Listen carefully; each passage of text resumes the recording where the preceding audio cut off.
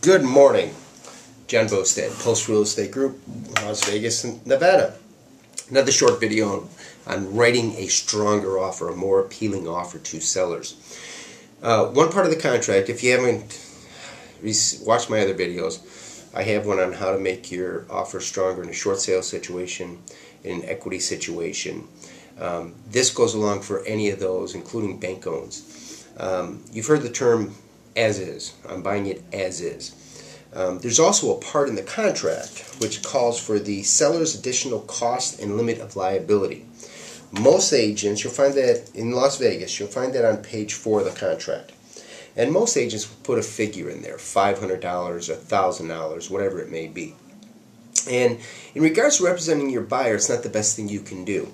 Because if you read the language on there, it says that the seller agrees to pay a maximum amount of whatever you put in to correct defects and or requirements disclosed by inspection reports, appraisals, and or certifications. The fact of the matter is, what I do to make my offers more appealing to the seller is I put 0 in there.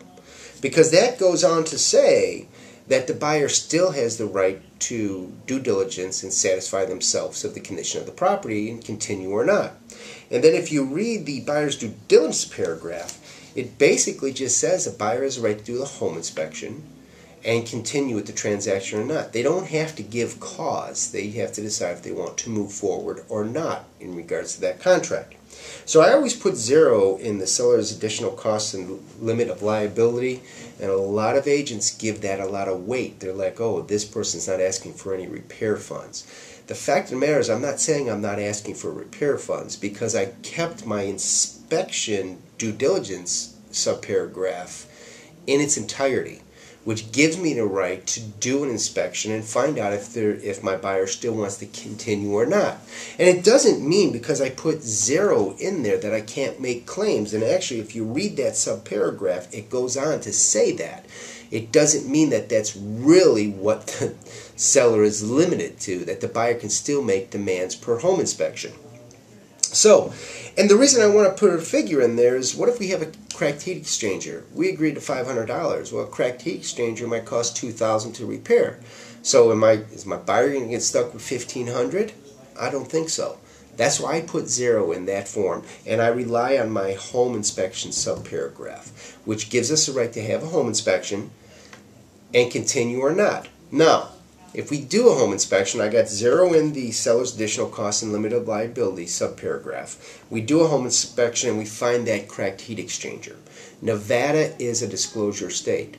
So what I'm going to do at that point, even if I put under additional terms on the contract, which I typically do, sold as is, because that statement means nothing without the subparagraph of home inspection being removed, which I would never remove on one of my buyers. So in the case we find a cracked heat exchanger, what I'm going to do is I'm going to email the other agent a copy of the inspection report, and I'm going to tell him that the buyer would continue with the transaction if the seller will repair or replace the cracked heat exchanger within the furnace. Now, that agent's going to come back and say that's not what was agreed to, it was sold as is, but I'm going to help school that agent and tell him to read the subparagraph on home inspection. We can continue or not. We're a disclosure state, so you can deal with my buyer and have this fixed, or we'll get our earnest money, we'll buy another home, but you need to disclose that deficiency as a known defect now to the next buyer. So, you got one in the hand, you might as well deal with us, because either way you're going to be dealing with that cracked heat exchanger. So, hope this helped. It's a little tidbit.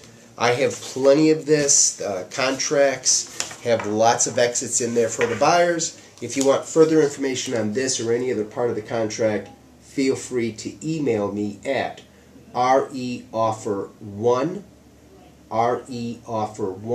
@AOL.com. Good luck, good selling, good acquisitions, and out.